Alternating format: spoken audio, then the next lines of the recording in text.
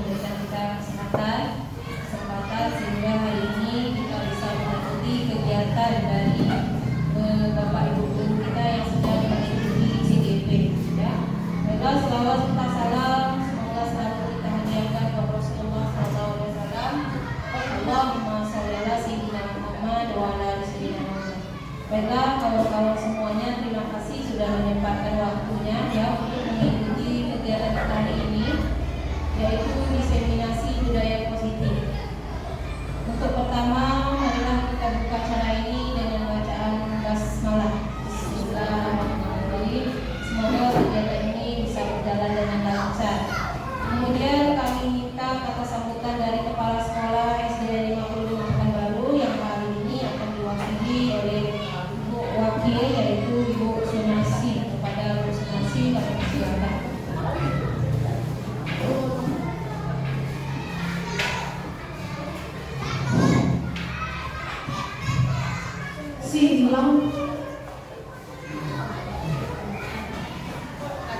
Assalamualaikum warahmatullahi wabarakatuh. Waalaikumsalam. Ya,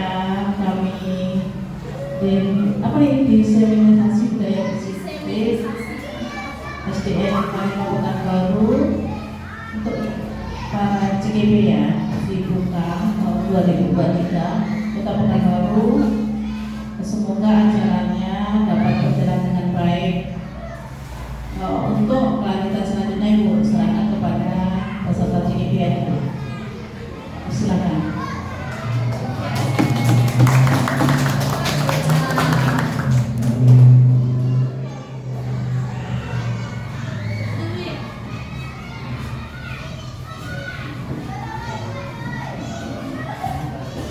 Terima kasih kami ucapkan kepada Bu Sunarsi. Baiklah, acara selanjutnya yaitu langsung dipimpin oleh guru-guru yang sedang mengikuti CGP. Kepada Ibu Bapak Guru kami persilakan.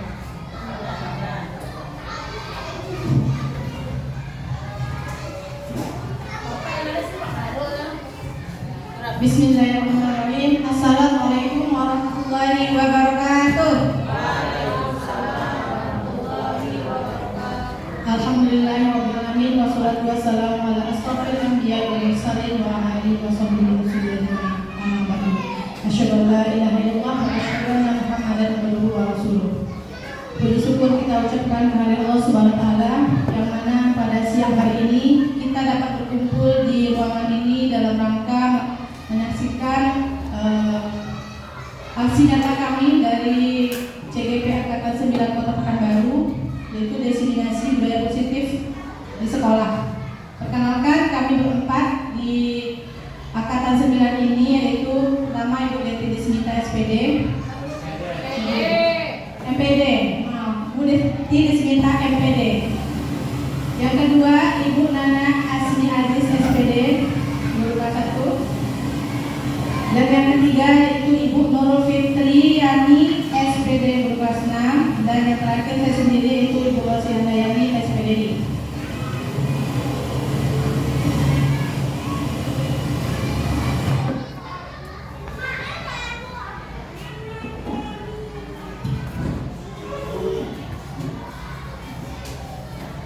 Nanti kami akan berbagi ya, berbagi modul. Di sini ada 6 modul yang akan kami tampilkan. Jadi kami berempat secara bergantian akan menyampaikan kepada Bapak dan Ibu guru. Nah, sebelum kita belajar ada beberapa kesepakatan belajar yang akan kita sepakati. Yang pertama yaitu mohon HP-nya juga di silent ya. Yang kedua, angkat tangan jika ingin berbicara. Dan yang ketiga, hargai waktu bersama. Apakah kita sudah sepakat dengan ketiga ini? Bapak Ibu? Sudah sepakat. Baik. Kita lanjut modulnya. Nah, sebelum ke modul kita speaking dulu ya. Nah, di sini kanan pada kertas, bayangkan saja Ibu atau Bapak ambil sebuah kata yang menurut Bapak dan Ibu itu sangat berharga di dalam hidup Bapak dan Ibu. Lalu Ibu bayangkan Ibu tulis di dalam sebuah kertas, lalu Ibu genggam di tangannya masing-masing. Coba Bu, genggam sekuat-kuatnya. Bayangkan saja Ibu lagi menggenggam kertas yang sudah Ibu tertulis dalam sebuah kertas, sebuah kata. Setelah itu, lalu ibu di sebelahnya, sebelah-sebelah, ibu pujuk teman ibu untuk mau membuka genggaman tangannya. Coba berikan rayuan bujukan agar temannya tadi mau membuka genggaman tangan yang sudah ibu simpan di dalam kertas. Sekuat tenaga ibu. Apapun yang ibu lakukan harus ibu usahakan ibu terbuka. Bisa? Nah, sebaliknya ya Bu, misalnya Bu Dila nih dengan Bu Lina. Ibu Dila mau suruh buka yang digenggam Bu Lina. Begitu juga sebaliknya, saya ingin membuka. Coba ibu saya melihat. Ada nggak dibuka? Ada nggak mau dia memberikan apa yang sudah ada di genggamannya? Kira-kira ibu kalau dikasih bujukan rayuan uang sekian ribu atau puluhan juta, mau nggak ibu memberikan apa yang sudah di genggaman tangan ibu? Mau nggak? Ada yang mau, ada yang tidak. Kenapa alasannya kalau mau? Kalau uangnya banyak ya. Kalau yang satu lagi ada tidak? Karena itu sangat berharga di hidup kita. Nah, siapa sekarang yang punya kendali untuk membuka tangan tadi? Kita sendiri. Begitu juga dengan kemajuan diri kita. Siapa yang ingin kita maju? Ya diri kita sendiri, bukan dari orang lain. Sebagus apapun kita ngajar kepada murid, kalau anak muridnya tidak mau untuk membuka dirinya, tak akan berhasil anak tersebut. Betul tidak Bu? Sama seperti nabi-nabi yang sudah sebelum-sebelumnya, walaupun dia seorang nabi, kalau memang belum membukakan hatinya atau dia tidak mau membuka hatinya, dia tetap orang yang tersesat. Ya, itulah kata-kata kunci untuk dari SBM tersebut. Terima kasih tepuk tangan semuanya. Mudah-mudahan kita ingin menjadi orang yang lebih baik lagi untuk kedepannya. Siap? Siap. Lanjut menurut. Nah, ini adalah materi-materi yang akan kami sajikan nantinya. Yang pertama itu tentang apa ya? Nilai positif. Yang pertama tentang disiplin positif dan nilai-nilai kewajiban.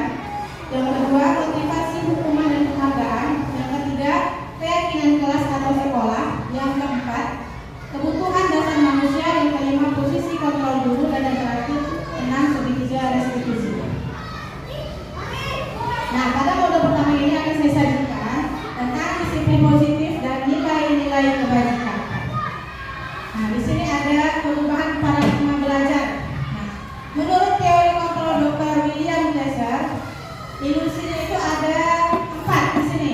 Ilusi guru mengontrol murid, ilusi bahwa semua kekuatan positif efektif dan bermanfaat. Dan yang ketiga, ilusi bahwa kritik dan membuat orang merasa bersalah dapat menguatkan karakter. Dan terakhir, ilusi bahwa orang dewasa memiliki hak untuk memaksa.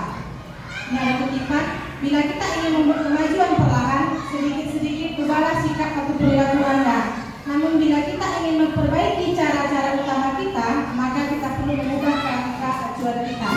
Ubahlah bagaimana Anda melihat dunia, bagaimana Anda berpikir tentang manusia, ubahlah paradigma Anda, skema pemahaman dan penjelasan aspek tertentu tentang realitas. Di sini ada tabel tentang stimulus respon dan teori kontrol. Ya, bagaimana seseorang bisa berubah dari paradigma stimulus ke respon kepada pendekatan teori kontrol. Yang pertama itu realitas kebutuhan kita itu sama, teori kontrolnya realitas kebutuhan kita berbeda. Yang responnya semua orang melihat hal yang sama, teori kontrolnya setiap orang memiliki gambaran berbeda. Yang ketiga, kita mencoba mengubah orang agar berpandangan sama dengan kita. Teori kontrolnya kita berusaha memahami pandangan orang lain tentang dunia. Selanjutnya, perilaku buruk itu dilihat sebagai suatu kesalahan, itu menurut stimulus responnya. Kalau teori kontrolnya, semua perilaku itu pasti memiliki tujuan. Yang selanjutnya, orang lain bisa mengontrol saya. Teori kontrolnya, hanya Anda yang bisa mengontrol diri Anda. Nah, saya bisa mengontrol orang lain. Kalau teori kontrolnya, Anda tidak bisa mengontrol orang lain. Pemaksaan ada pada saat bujukan gagal. Teori kontrolnya kolaborasi dan konsensus menciptakan pilihan yang baru. Terakhir, mode berpikir menang atau kalah. Teori kontrolnya mode berpikir menang-menang. Nah, di sini ada tentang disiplin positif. Kalau kita mendengar kata disiplin, apa yang terbayang oleh Bapak Ibu? Kalau dikatakan disiplin, apa yang terbayang seketika itu? Patuh, taat, tata peraturan, rapi, rapi, bersih itu ya. Kalau kita disiplin ya, kata-kata pertama yang muncul di otak kita itu peraturan, misalnya. Nah, disiplin itu berarti bisa bertanggung jawab kepada apa yang dilakukannya, karena mereka mendapatkan tindakan mereka pada nilai kebajikan yang besar. Nah, disiplin yang lain, disiplin positif dapat mengontrol diri dalam melakukan segala tindakan. Apa tujuan dari disiplin positif? Yaitu menanamkan motivasi yang ketiga pada murid-murid kita, yaitu untuk menjadi orang yang mereka inginkan dan menghargai diri sendiri dengan nilai-nilai yang mereka percaya. Murid dapat memahami dan menyadari berdasarkan motivasi internal, bukan akibat paksaan, pujian atau hukuman. Nah, ini ada profil pelajar Pancasila yang sudah 2 tahun ini kita dengar ya.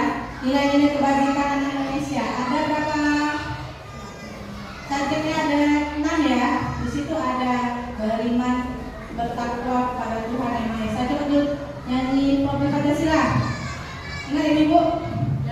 Ya. 1, 2, 3. Pelajar Pancasila beriman dan bertakwa pada Tuhan Yang Esa dan berakhlak mulia, berkebinekaan global, gotong royong mandiri, kreatif dan bernalar kritis. Nah, itu ada 6 ya.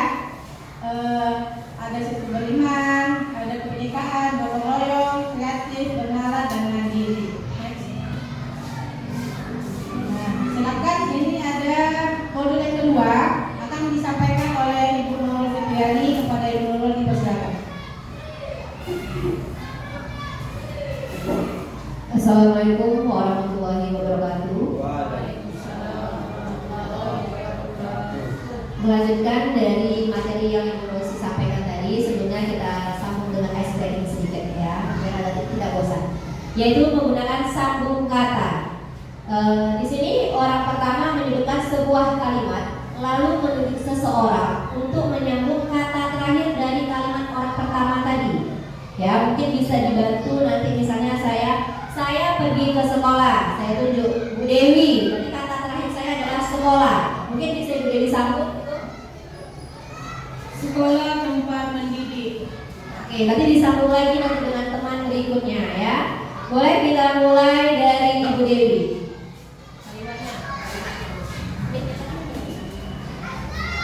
Aku Mariam Sandiasa. Bu Ina.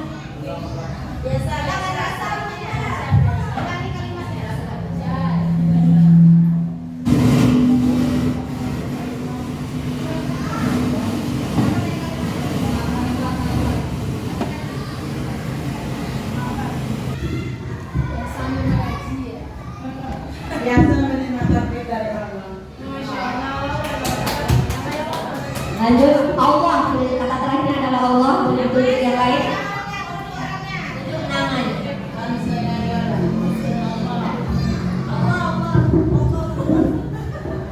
Allah seperti meminta. Namanya bola Sari. meminta. Memintakan kepastian. Oke, siap. Lanjut, siapa Ibu Sari? Bu Nana. Bu Nana. Oke, sambung Bu Nana.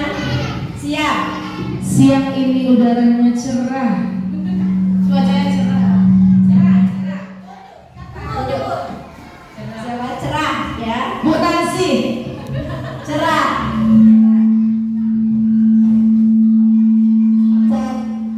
Cuan cerah. Tidak cerah.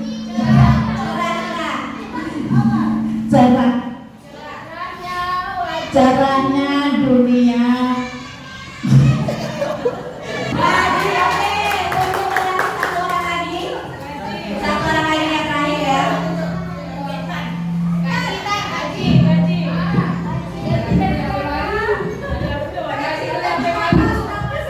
Dan aku udah banyak sekali. Oke, terima kasih. Dari kita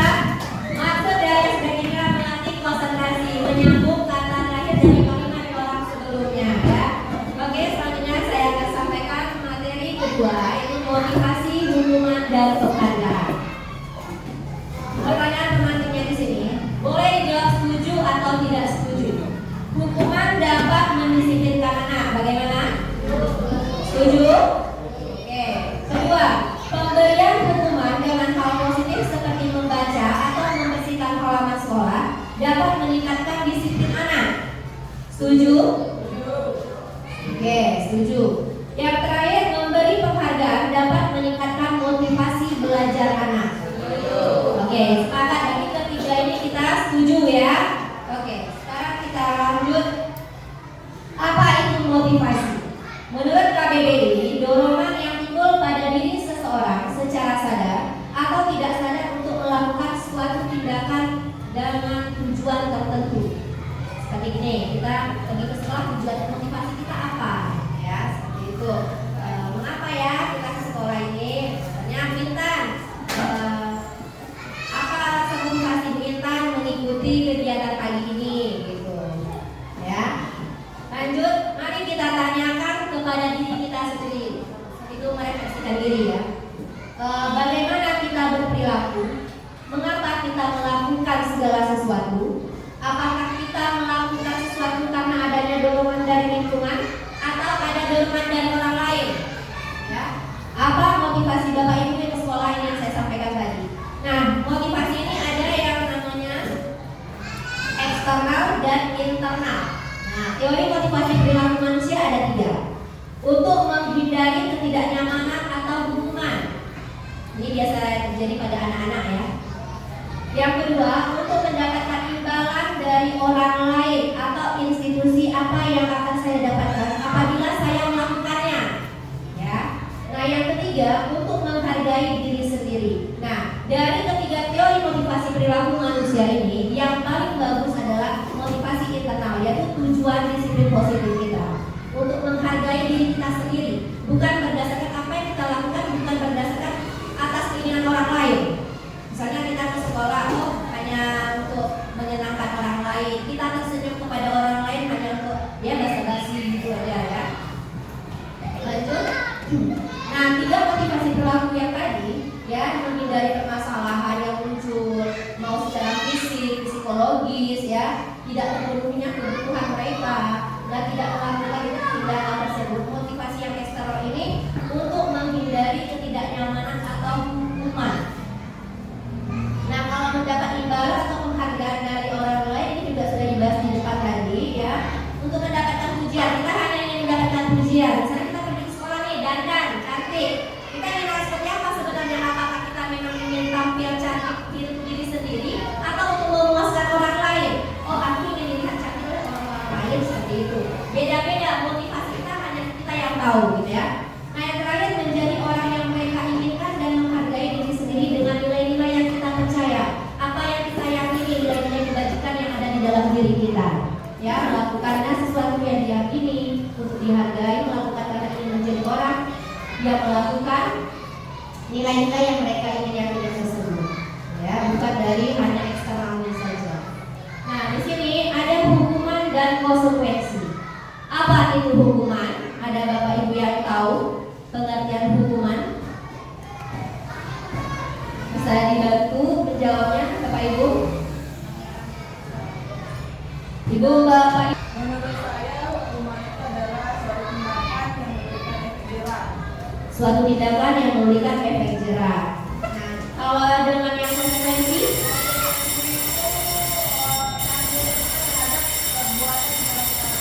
tanggung jawab terhadap perbuatan yang kita lakukan. Oke, kita cek ya. Nah, hukuman bersifat tidak terencana atau tiba-tiba, hanya satu arah. Misalnya kita memberi hukuman kepada murid. Kita yang memerintahkan, kita yang oh iya kamu terlambat, kamu tidak boleh masuk kelas. Itu satu arah hukuman.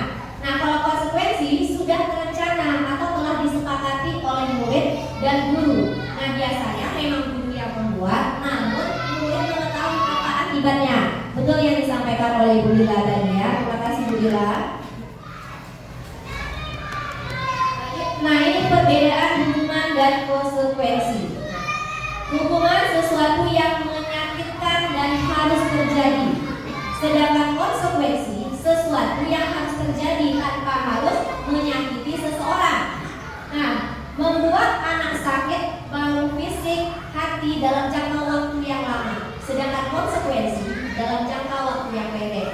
Nah, kalau kita memberikan hukuman kepada anak akan membenci kedisiplinan, anak akan melanggar aturan-aturan yang telah diperbuat. Nah, jika dikonsekuensi, anak menghargai apa itu disiplin. Di hukuman adanya paksaan, sedangkan kita di konsekuensi ada stimulus dan ada tanggapan respon dari anak tersebut. Di hukuman mendorong anak menyakiti dirinya sendiri, ya. Sedangkan di konsekuensi mendorong anak agar mudah menyesuaikan diri. Nah, konsep diri yang buruk untuk di hukuman, konsep diri yang baik untuk di konsekuensi. Di sini anak yang diberi hukuman, anak akan belajar untuk menyembunyikan kesalahannya. Ini yang anak terlatih untuk berbohong karena kita tidak percaya tadi ya. Oh, kamu ini seperti ini, kamu berbohong lah dia. Akhirnya supaya tidak diberi hukuman. Anak belajar untuk mematuhi peraturan. Nah, di hukuman, anak ada mengeluarkan perasaan dan emosinya.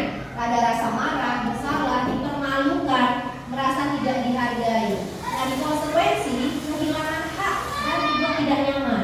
Nah, merasa diasingkan untuk sementara waktu. Sekarang kita lihat di sini, bisa kita jawab bersama. Kira-kira ini termasuk hukuman atau konsekuensi? Mencatat 100 kali di dalam buku kalimat, saya tidak akan terlambat lagi karena terlambat ke sekolah. Ini termasuk hukuman atau konsekuensi? Apa?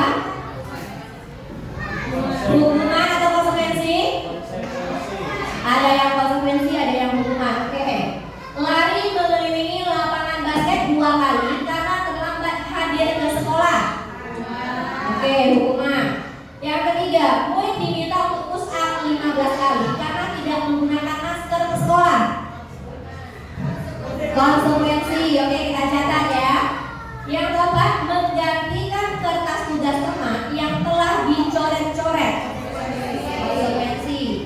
Membersihkan tumpahan air di meja tulis karena tersenggol pada saat belajar. Konsekuensi.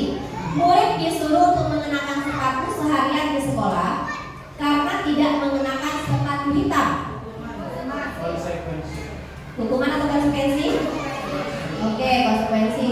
Lari mengelilingi lapangan basket 2 kali karena terlambat 10 menit untuk pelajaran PJOK. Hukuman. Oke, kita lihat step jawabannya. Nah, di sini maka kita lihat ya. Untuk hukuman itu ada di yang nomor pertama. Terlambat, disuruh membuat kalimat saya tidak terlambat, ya, karena dia terlambat di sekolah. Disuruh mengelilingi lapangan basket itu hukuman. Push up juga hukuman. Nah, konsekuensi hanya mengganti kertas tugas teman yang dicoret-coret, membersihkan tumpahan air yang tersenggol, dan lari mengelilingi lapangan basket karena terlambat 10 menit pada pelajaran PJOK. Nah, dari sini kira-kira perbedaan yang nampak dari tindakan-tindakan ini apa? Yang bisa kita ambil kesimpulannya antara hukuman dengan konsekuensi, bedanya tipis ya. Nah, bisa ada yang bisa menyimpulkan dari kegiatan ini?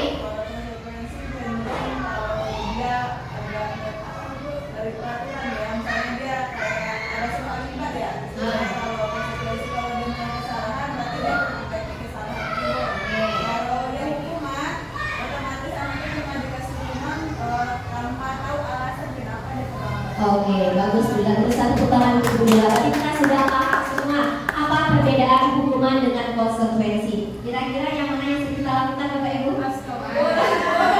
Yang mana yang sering kita lakukan selama ini? Masih banyak di hukuman, ya. Baik, kita lanjut ya. Nah, di sini ada yang namanya penghargaan, ya. Apa itu penghargaan? Pernahkah Bapak Ibu memberikan penghargaan kepada murid?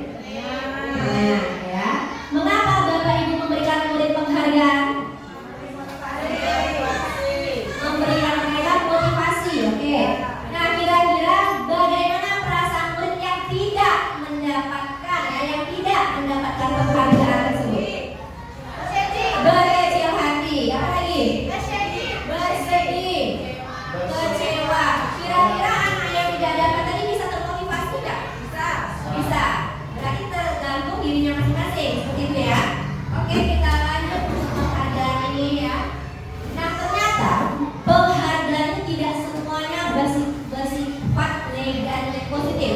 ya ada negatifnya.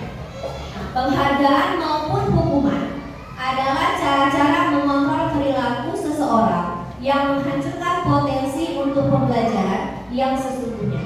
Ya, menurut Kon, secara ideal tindakan belajar itu sendiri adalah penghargaan sesungguhnya. Ya, jadi selama ini kita yang berikan penghargaan mungkin ada salahnya. Nanti kita bahas satu-satu di sini. Nah, dihukum oleh penghargaan.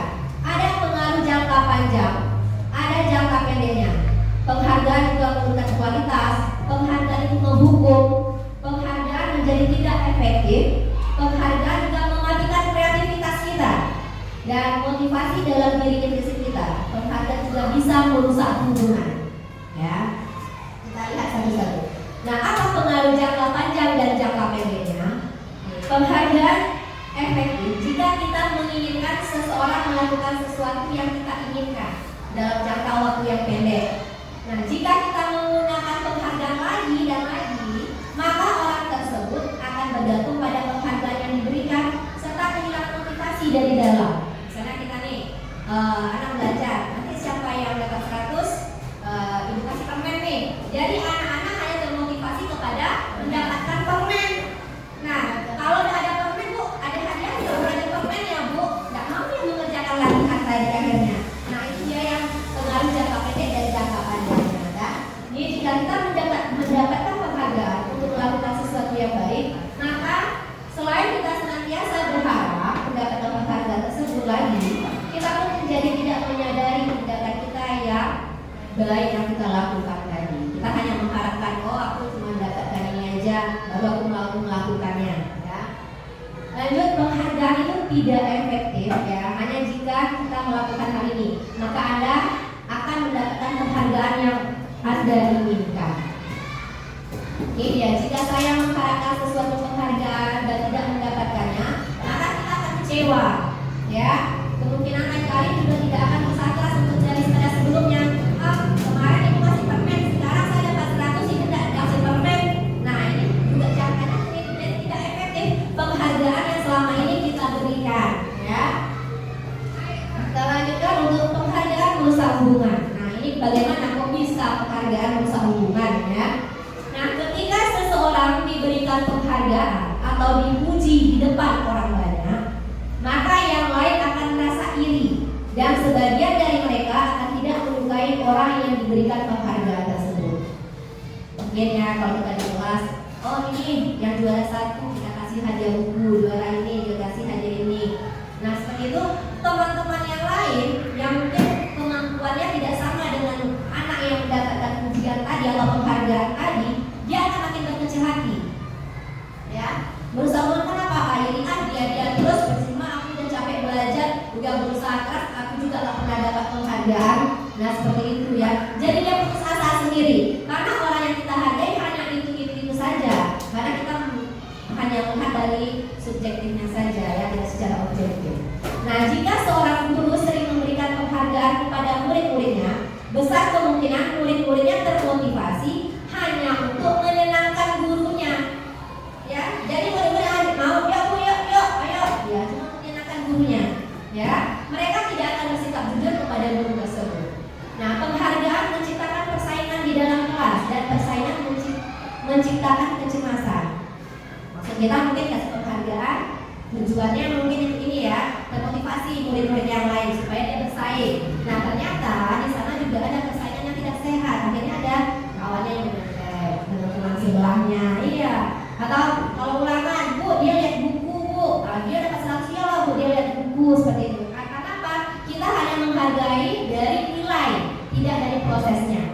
Nah yang terakhir mereka percaya mereka tidak memiliki kesempatan untuk mendapatkan penghargaan. Nah ini dia yang akhirnya mereka berhenti mencoba, putus asa tadi. Lalu penghargaan juga mengurangi ketepatan ya. Jika kita melakukan hal ini maka Anda akan mendapatkan penghargaan yang diinginkan. Bagaimana dia? Jika saya mengharapkan sesuatu penghargaan dan tidak mendapatkannya, maka saya akan kecewa dan berkecil hati ya.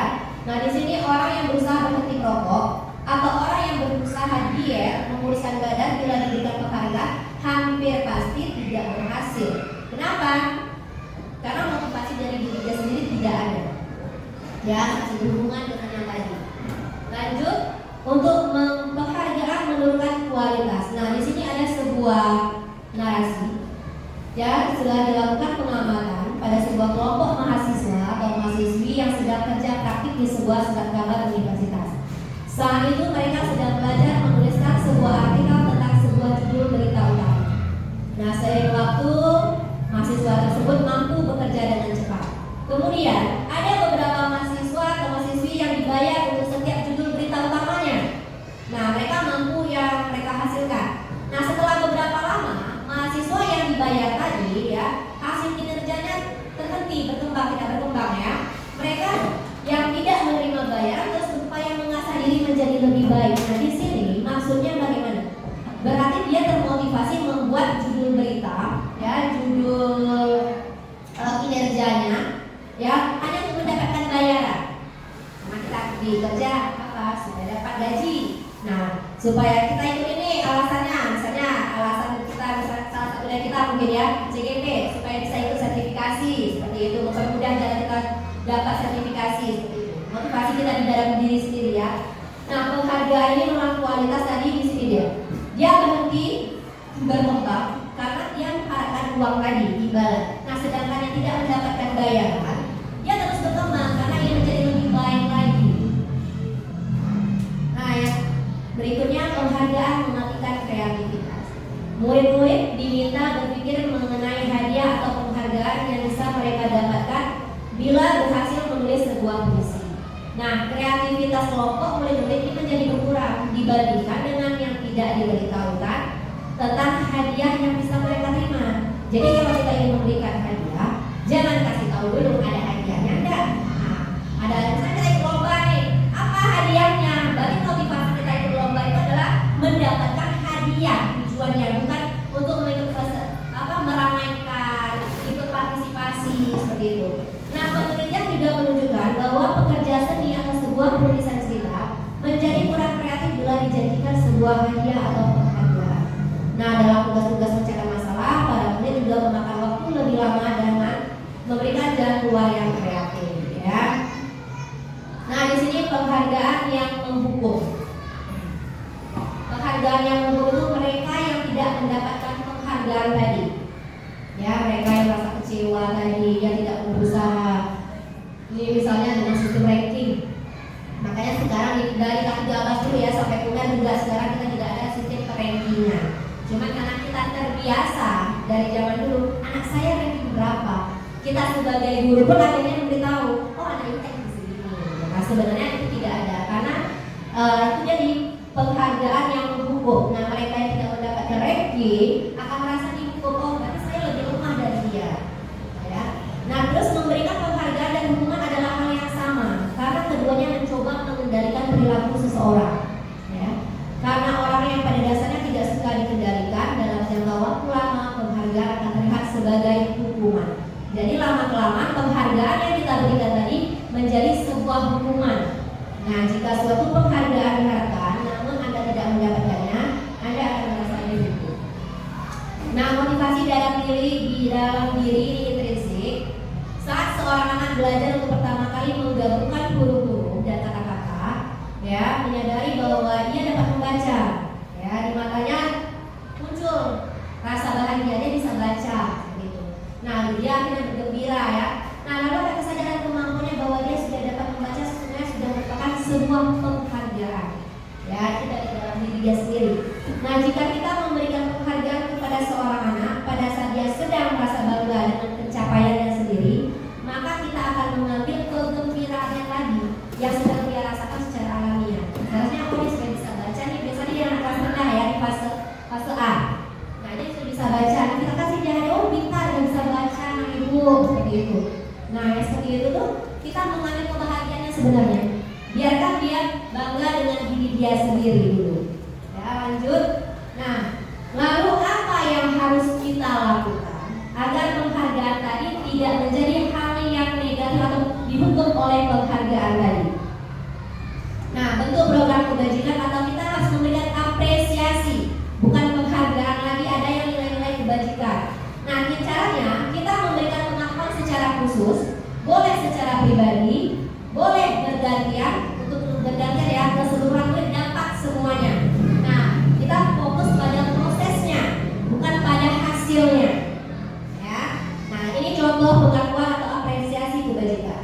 Ini kita bisa mulai dengan kalimat kemarin ibu perhatikan rasa empati itu besar sekali ya pada saat menolong murid baru di kelas kita. Atau saya menghargai kepedulian kamu pada saat kamu membantu teman-temanmu di tugas kelompok. Ini proses kan waktu dia belajar, bukan hasil. Oh hasil kerja kelompoknya bagus, ini warnanya cantik, itu masih di hasil.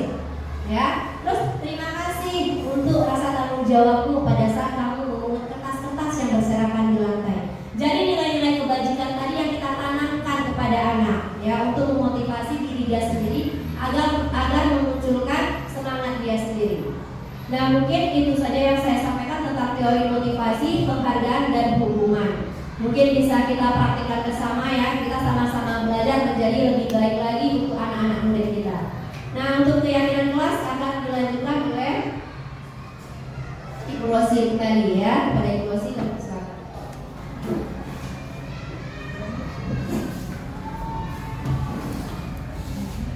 Baik Bapak Ibu, tetap semangat ya, mengikuti sampai akhir ya. Walaupun semangat.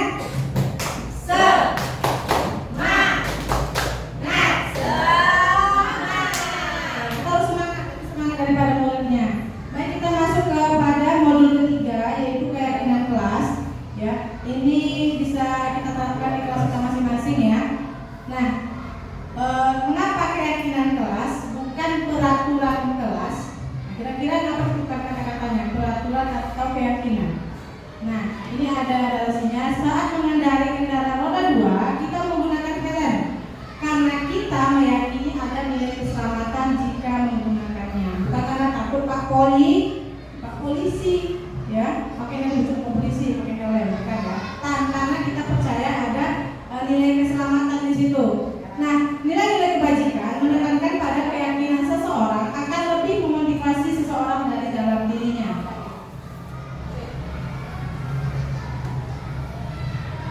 Tulis kata makna.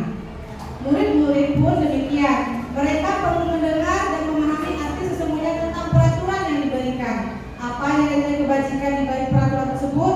Apa tujuan utamanya? Dan menjadi tidak tertarik atau takut sehingga hanya sekedar mengikuti serangkaian peraturan yang mengatur mereka tanpa memahami tujuan utamanya atau mulia. Next. Nah, di sini saya akan menjabarkan bagaimana cara kita membuat keyakinan kelas tersebut. Nah, Bapak Ibu mungkin sudah menerapkan di kelasnya masing-masing ya. Nah, mudah-mudahan ini biar lebih terstruktur. Saya akan menjabarkan apa yang sudah kami ketahui. Nah, di sini yang pertama, keyakinan kelas itu bersifat lebih abstrak daripada peraturan, lebih rinci dan konkret. Yang kedua, keyakinan kelas itu berupa pernyataan-pernyataan universal. Yang ketiga, pernyataan keyakinan kelas senantiasa dibuat dalam bentuk positif, jadi kata-kata negatifnya kita buang. Keyakinan kelas sebenarnya tidak terlalu banyak sehingga mudah diingat dan dipahami oleh seluruh warga kelas. Yang selanjutnya, keyakinan kelas sebaiknya sesuatu yang diterapkan di lingkungan tersebut, bukan dari yang lingkungan di luarnya. Semua warga kelas sebenarnya ikut berkontribusi dalam pembuatan keyakinan kelas. Jadi kita ajak anak murid kita untuk bercurah pendapat apa yang mereka inginkan dalam kelas kita, ya. Nah, yang terakhir bersedia meninjau kembali keyakinan kelas dari waktu-waktu. Pada dasarnya keyakinan kelas itu ada untuk waktu meninjau kembali. Mana nih keyakinan kelas sudah kita laksanakan, mana harus ditingkatkan, mana harus kita hilangkan, ya. Nah, langkah-langkah yang tadi itu pertama, saya sudah membuat di kelas 6. Kita ajak seluruh warga kelas, kalau untuk keyakinan sekolah kita ajak seluruh warga yang ada di sekolah untuk menyampaikan apa keinginan dan harapannya di kelas atau di sekolah tersebut. Jadi kita bercurah pendapat di situ, kita catat hasilnya di sebuah kertas, lalu kita tempelkan di papan tulis atau di kertas yang sudah kita sediakan. Lalu kita ganti kalimat negatif, misalnya jangan buang sampah sembarangan. Jadi kata jangan itu kita buang, jadikan dia kalimat positif. Buanglah sampah pada tempatnya, seperti itu contohnya. Tentukan nilai kebajikannya, misalnya nilai kebajikannya menjaga kebersihan, seperti itu ya. Nah, lalu kita tinjau ulang keyakinan yang telah sepakati. Jangan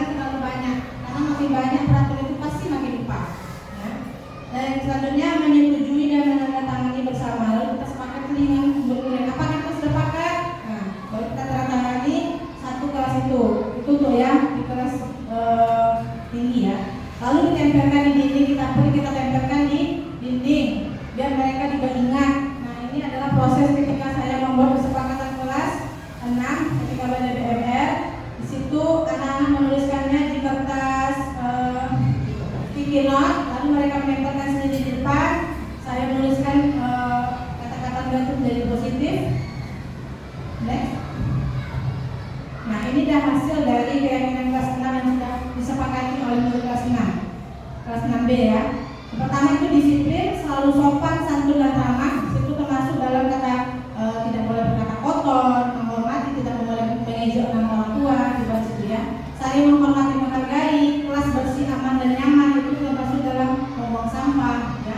Langsung saling tolong menolong, jika ada teman yang ingin dibantu silakan. Nah, ini penggunaan HP ini kami buat karena waktu itu ada pembelajaran yang menggunakan media HP untuk membuat poster untuk mereka bisa, untuk bahasa Indonesia juga bisa, untuk pengumuman ya dan yang lain sebagainya. Di bawah sini silahkan kita terapkan di kelas kita masing-masing, kita buat bersama murid kita sepakati, lalu kita tempelkan di kelas agar anak-anak juga dapat melihat dan mengingatnya. Nah, jangan lupa dokumentasinya. Oke, baik, kita lanjut pada modul yang ketiga. 4. Oh ya, 4, maaf. Ini akan disampaikan oleh Ibu Deti Desmita MPD. Ibu Guru, silakan.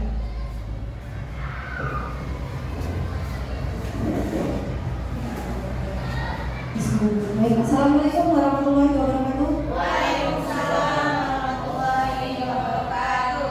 Masih tetap semangat ya Ibu Bapak? Semangat. Nah, sebelum kita melanjutkan materi, di sini saya dapat materi yang keempat dan yang kelima tentang posisi kontrol dan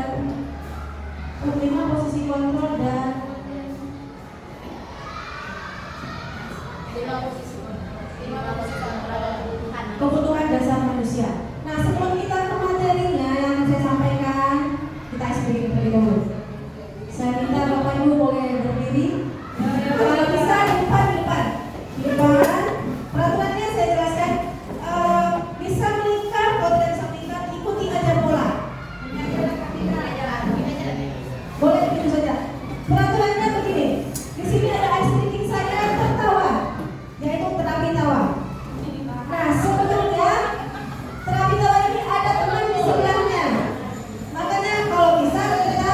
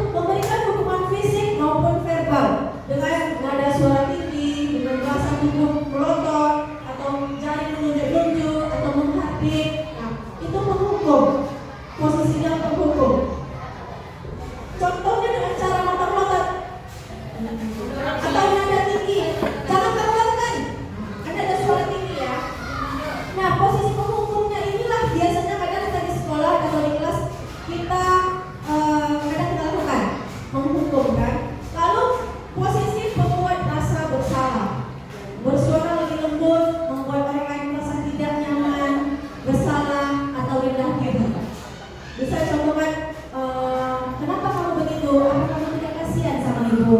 Nah, itulah contohnya pembuat rasa bersalah. Lalu ada posisi kontrol teman. Kita guru sebagai teman murid kita. Dengan tidak menyakiti, namun berupaya mengontrol murid melalui persuasi. Posisi bisa positif atau bisa negatif. Lalu ada posisi kontrol berikutnya yaitu pemantau. Biasanya menggunakan sanksi atau konsekuensi. Dapat memisahkan hubungan pribadi kita dengan murid sebagai seorang posisi pemantau. Ini tadi materi yang disampaikan dulu ya, ada sanksi dan konsekuensi, hukuman dan konsekuensi. Lalu posisi yang kelima yaitu manajer. Manajer ini bersama murid menemukan solusi dan mempersilahkan murid mempertanggungjawabkan perilakunya. Di posisi ini, murid diajak menganalisis kebutuhannya dan juga kebutuhan orang lain. Nah, seharusnya kita sebagai guru posisi kontrol kita di manajer inilah. Posisi kita yang sebaik-baiknya posisi kontrol kita sebagai seorang guru. Ada biasanya kita guru, biasanya kita penghukum atau memberi rasa bersalah kepada murid-murid kita. Sebaliknya posisi kontrol kita itu manajer, karena kita bisa menemukan solusi dan mempersilahkan murid mempertanggungjawabkan perilakunya. Lalu murid juga diajak untuk menganalisis kebutuhannya dan kebutuhan orang lain. Nah, di sini ada video. Tidak video. Ini ada narasi. Posisi kontrol guru yang merupakan posisi penghukum akan berkata, patuhi aturan saya atau awas pada diri Anda. Bagaimana perasaan murid Anda bila berbicara seperti itu? Pada saat muridnya datang terlambat, bagaimana perasaan itu? Hasilnya apa? Kemungkinan murid akan marah, pasti marah ya? Nah, lalu mendendam atau bersifat agresif.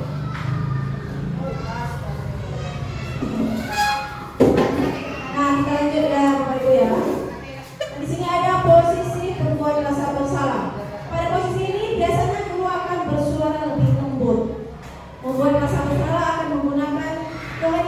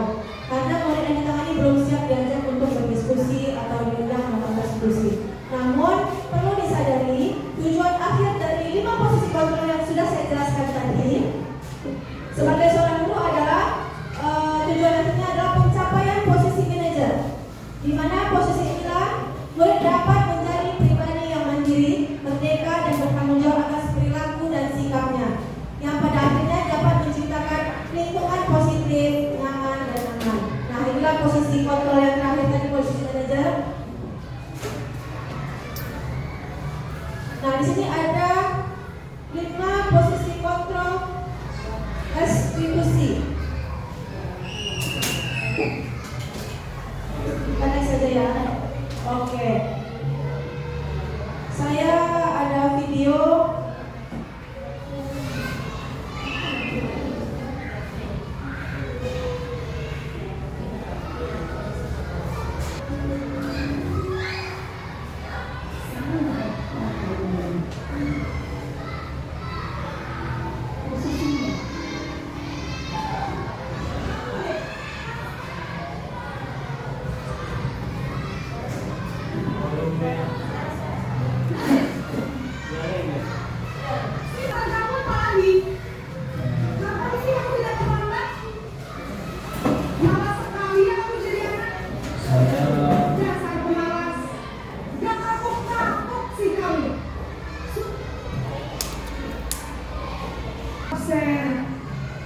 Ini kamu sudah sering terlambat loh.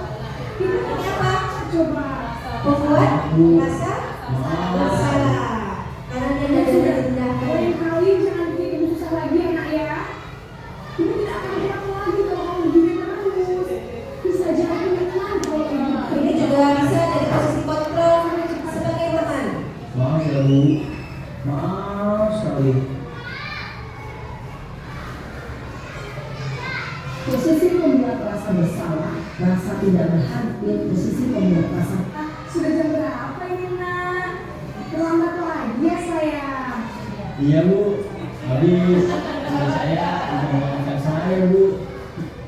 Kamu lalu menyalahkan ibu kamu. Kamu bukan anak yang lebih paling kencang. Kok terlambat sih? Iya Bu, saya memang terlambat bangun tadi. Jadi biarpun saya kencang, tetap gantung ya Bu. Ya sudah sana, nanti lain kali larinya lebih kencang lagi ya, biar gak terlambat lagi. Bikin seling ibu demi ibu, bisa kan? Bisa Bu. Ibu berhasil dosa absen kamu. Kamu yang ada saja. Ini posisi kontrol teman. Posisi teman, sebelum berbicara dengan suara apa, cenderung menciptakan Cenderung bersenda gurau, bercanda. Ini aksennya. Di sini ada posisi pemantau.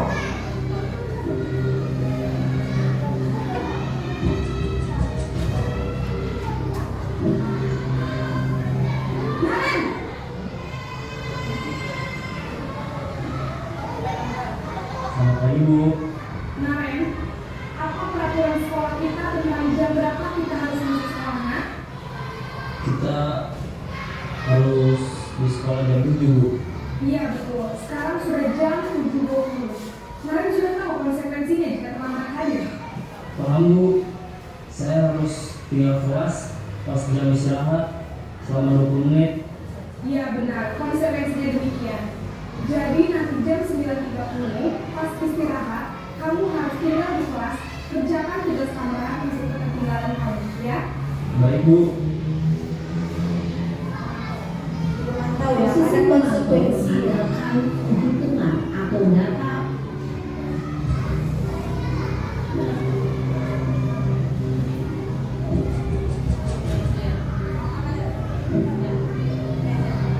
Naren!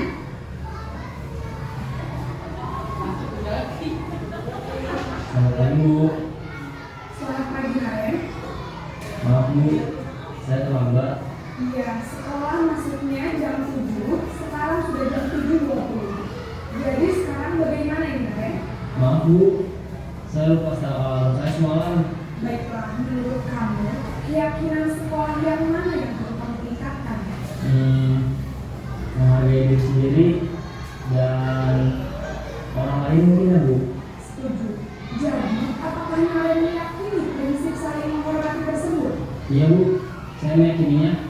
Apakah kalian bersedia memperbaiki masalah keterlambatan ini? Bersedia Bu. Bagaimana kamu akan memperbaiki masalah keterlambatan ini? Saya akan coba untuk tidak lupa menyetel alarm saya Bu. Baik, kalau kalian lupa menyetel alarm di rumah, ada orang yang kira-kira bisa bantu mengingatkan tidak? Ada Bu. Kata saya, Kak Emma. Ada lagi selain Kak Emma? Selain Kak Emma, ada ibu saya. Baik, jadi yang mengingatkan Naren adalah Kak Emma dan ibu kalian. Kira-kira akan mulai set alarmnya kapan Naren? Setelah pulang sekolah, akan segera saya lakukan. Baik, jadi Naren akan setel alarm untuk bangun besok pagi dan akan diingatkan oleh kakak dan ibunda Naren ya. Ada lagi yang mungkin perlu dilakukan Naren agar tidak terlambat bangun lagi? Tidak ada Bu. Baik Naren, terima kasih untuk kerjasama kamu. Sekarang kamu akan kembali ke kelas untuk belajar. Baik Bu, terima kasih. Posisi manajer adalah posisi yang disarankan untuk membimbing mereka memiliki segala Sebelumnya mencarikan solusi, sama mencari solusi atas permasalahan yang tidak mau bicara. Nah, itulah tadi ada video tentang 5 posisi kontrol. Bagaimana kita akan menerapkan di kelas, posisi kontrol apa yang akan kita gunakan. Sebaik-baiknya posisi kontrol yang kita gunakan itu apa tergantung kondisi di kelas kita nanti. Saya rasa cukup sekian dari materi dari saya. Lanjutkan oleh materi yang terakhir Bu Nana. Assalamualaikum warahmatullahi wabarakatuh.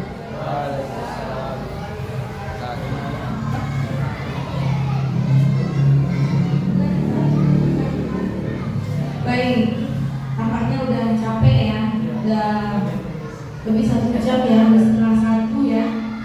Baik, assalamualaikum warahmatullahi wabarakatuh. Waalaikumsalam warahmatullahi wabarakatuh. Ya, sebelum kita lanjutkan ke modul yang terakhir, kita ice breaking dulu. Boleh? Boleh. Semangat? Semangat. Ice breakingnya tepuk wow. Contohnya gini. Kita kasih wow, kasih W, kasih O, kasih W,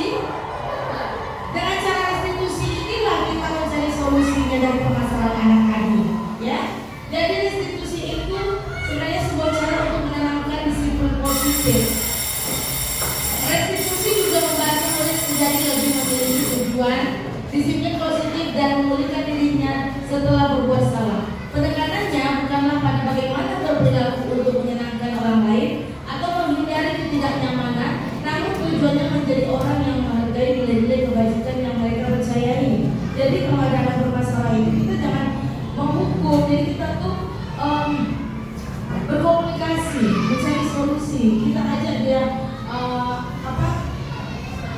bertukar pikiran, ya, bercerita gitu. Jadi, nah, ada 10 ya perbedaan restitusi dengan program disiplinnya, yaitu restitusi bukan untuk menebus kesalahan, namun untuk belajar dari kesalahan, ya, kesalahan yang dibuat tadi. Restitusi memperbaiki hubungan. Yang ketiga, restitusi adalah tawaran bukan paksaan. Restitusi menuntun untuk melihat ke dalam diri. Yang kelima, restitusi mencari kebutuhan dasar yang mendasari tindakan. Yang keenam, restitusi diri adalah cara yang paling baik. 7, restitusi fokus pada karakter bukan tindakan. Yang kedelapan, restitusi menguatkan. Yang kesembilan, restitusi itu fokus pada solusi.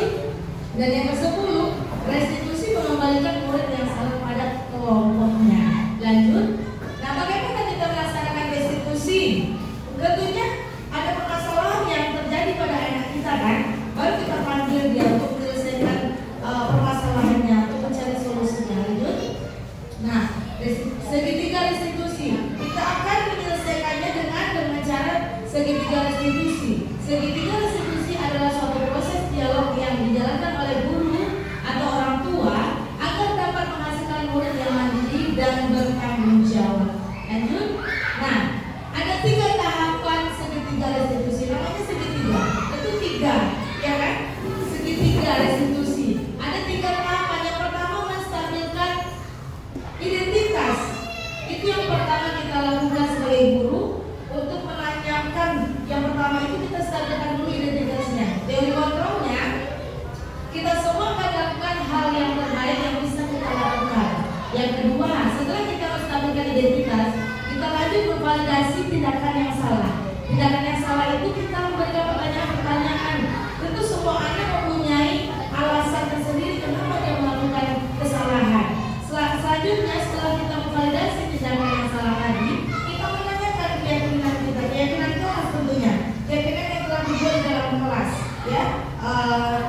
Dengan modul-modul yang sebelumnya tadi sudah dijelaskan ya keyakinan kelasnya. Setiap kelas punya keyakinan kelas, nanti kita tanyakan. Lanjut, inilah bentuk segitiga restitusi itu yang mendasari tentu menstabilkan identitas. Lanjut, validasi tindakan yang salah dan menanyakan keyakinan. Di menstabilkan identitas ini setiap orang pasti pernah melakukan kesalahan, ya. Kamu bukan satu-satunya yang pernah melakukan ini. Jadi kita sebagai guru tentu posisinya sebagai manajer tadi ya, yang baik itu sebagai manajer tadi kan. Jadi kita tuh, kamu bukan satu-satunya yang pernah melakukan kesalahan ini. Lanjut kita lagi yang kedua, validasi tindakan yang salah. Kamu tentu punya alasan mengapa kamu melakukan ini. Terus ada cara yang lebih efektif untuk mendapatkan apa yang kamu butuhkan. Yang ketiga, keyakinan kelas apa yang telah kita sepakati. Nah, kamu ingin menjadi orang yang seperti apa? Gitu. Nanti kan ada jawaban yang kita dengarkan dari anak murid kita kan. Lanjut.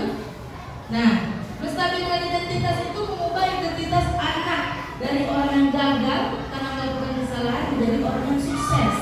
Yang kedua, memvalidasi tindakan yang salah, memvalidasi bahwa tindakan yang telah dilakukan dia itu salah. Ya. Yang ketiga, menanyakan keyakinan, menggunakan kembali kesepakatan kelas yang telah dibuat bersama-sama di dalam kelas. Tentunya Bapak Ibu semua pernah mengalami atau merasakan anak yang punya masalah. Terus kita bertanya, tapi kita tidak melakukan 3 restitusi ini. Kita langsung, kenapa kamu melakukan itu? Ya, kita langsung seperti membuat shock anak langsung, kan? Tapi sebenarnya kita harus melakukan 3 restitusi ini supaya kita tuh membuat anak tuh tidak langsung shock, tidak stres, dan tidak takut, gitu ya. Nah, lanjut. Di atas. Iya.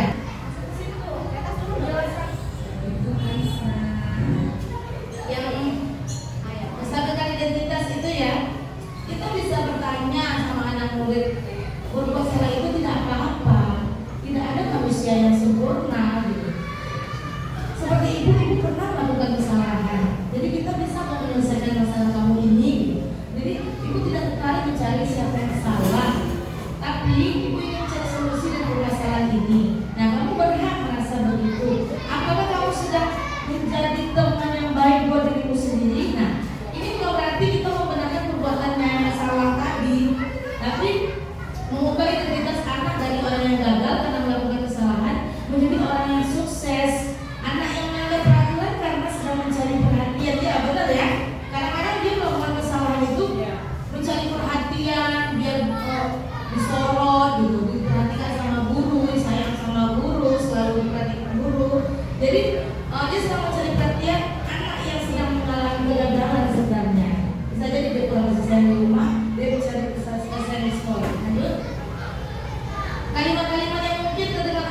buat guru ya. Apabila kita katakan dengan ada tanpa pengamat ini akan memvalidasi kebutuhan mereka ini tahapan yang kedua.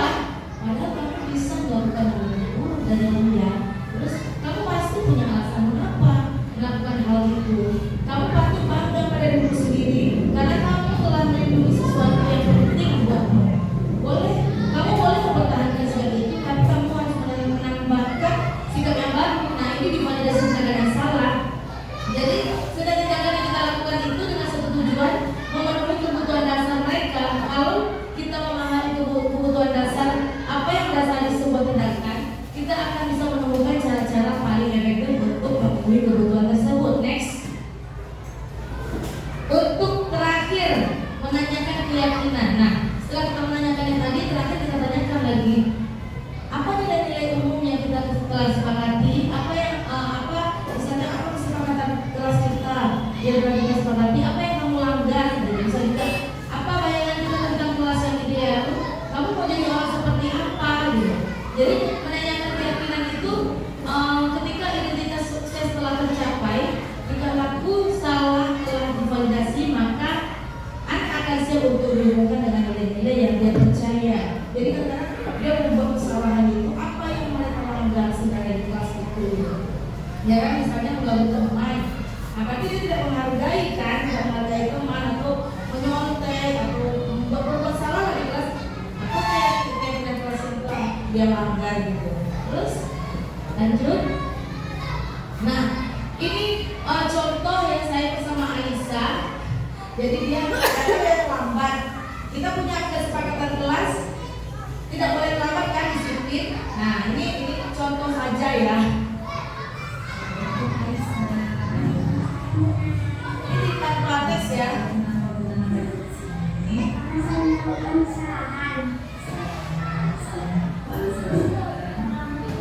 tanpa teks.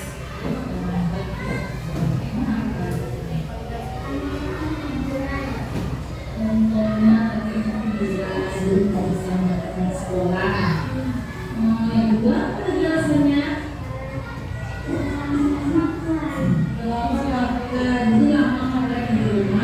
Jadi lambat sekolah setelah kita masih berangkat. Nah, jadi kira-kira dengan perlakuan saya itu bagus ya, enggak ya. Jadi apa kira-kira Anda tahu nggak kita pergi ke kelas? Ada kan? Apa yang harus dilakukan? Apa kita berapa? Kita pakai teman sekolah ya kan? Kita tepat waktu. Nah, sekarang Alisa bagaimana harusnya yang salah untuk memperbaiki kesalahan saya?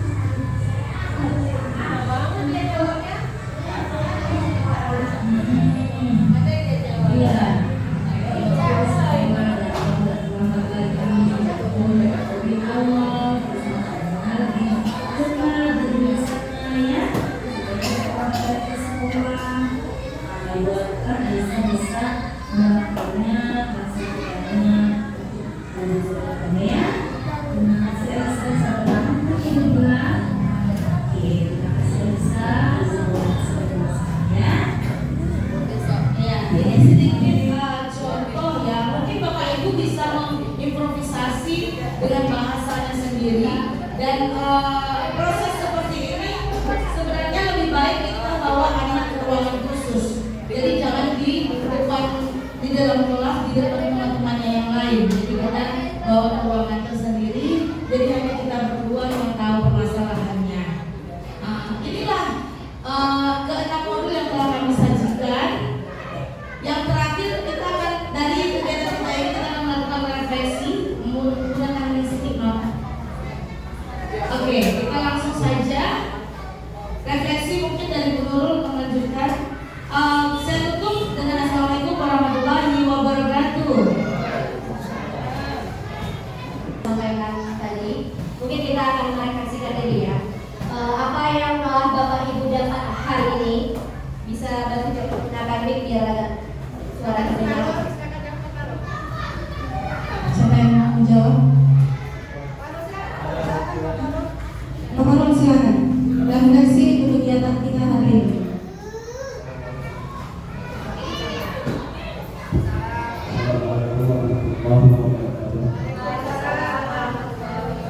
Tadi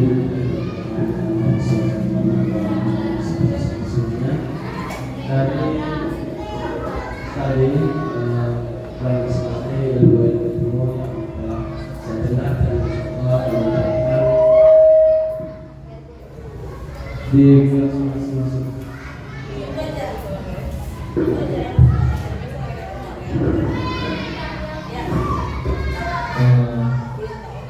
Memang dari sekian banyak posisi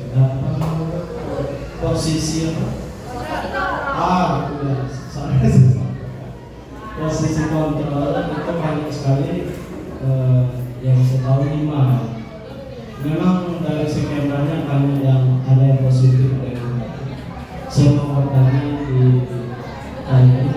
bagaimana caranya? Oke, saya ingin bertanya dulu ya kepada Ibu Rosi ataupun nanti yang membantu menjawabnya. Dari sekian banyak yang positif serta negatif, adakah waktu kita melihat kapan waktunya kita melakukan posisi yang ini, misalnya tadi posisi manajer misalnya, konsekuensi hukuman dan lain-lain. Kapan kita melakukan sesuatu itu, yang apakah kita lihat positifnya lebih banyak daripada negatif, atau bagaimana cara kita untuk mengurangi negatif tersebut? Itu aja. Terima kasih.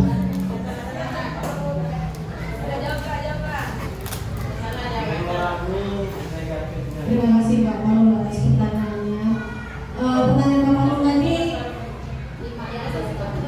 dari 5 posisi kontrol yang kan pada saat kapan kita melakukannya. Sebetulnya posisi kontrol itu kita melakukannya tergantung situasi dan kondisi kita, kondisi kelas kita. Dan sebaik-baiknya posisi kontrol itu adalah sebagai manajer. Ada posisi kontrol sebagai pemukul, pembuat pasar bersalah, posisi sebagai teman. Sebetulnya itu bisa dibilang bukan tidak bagus, tapi kurang. Hanya saja itu kan tergantung situasi dan kondisinya kita. Makanya saya bilang tadi posisi kontrol yang baik itu sebagai manajer, karena kita memberikan kesempatan kepada anak untuk mencari solusi atas kesalahan yang dia buat atau solusi atas apa yang tindakan yang dia lakukan. Menurut saya seperti itu Pak Marul. Ada lagi?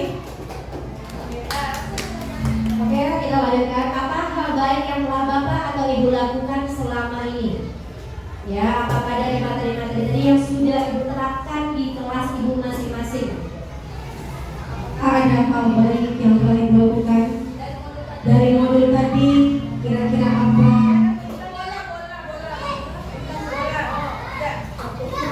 Bola.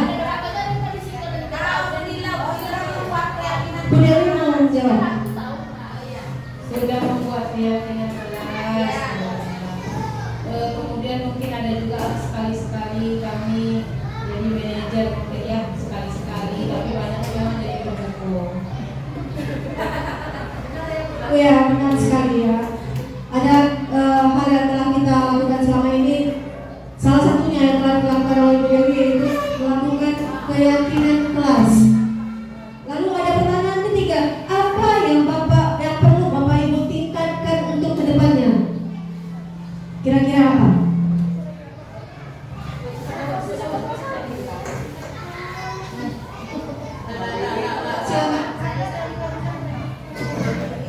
Assalamualaikum warahmatullahi wabarakatuh. Nah, yang perlu kita tingkatkan, kita kan tadi sudah tahu ada beberapa macam posisi kontrol kita sebagai guru. Nah, dengan kita tahu beberapa posisi kontrol tadi, nah disitulah kita meningkatkan cara kita mendekatkan diri pada anak, cara kita memposisikan diri pada anak, cara kita juga mengajar kepada anak. Sekian, terima kasih. Terima kasih Bola, benar sekali. Posisi kontrol yang harus kita tingkatkan dari yang awalnya kita sebagai pemukul, kita berubah dan meningkatkan posisi kita menjadi posisi manajer. Alhamdulillah cukup sekian penyampaian materi dari kami berempat CGP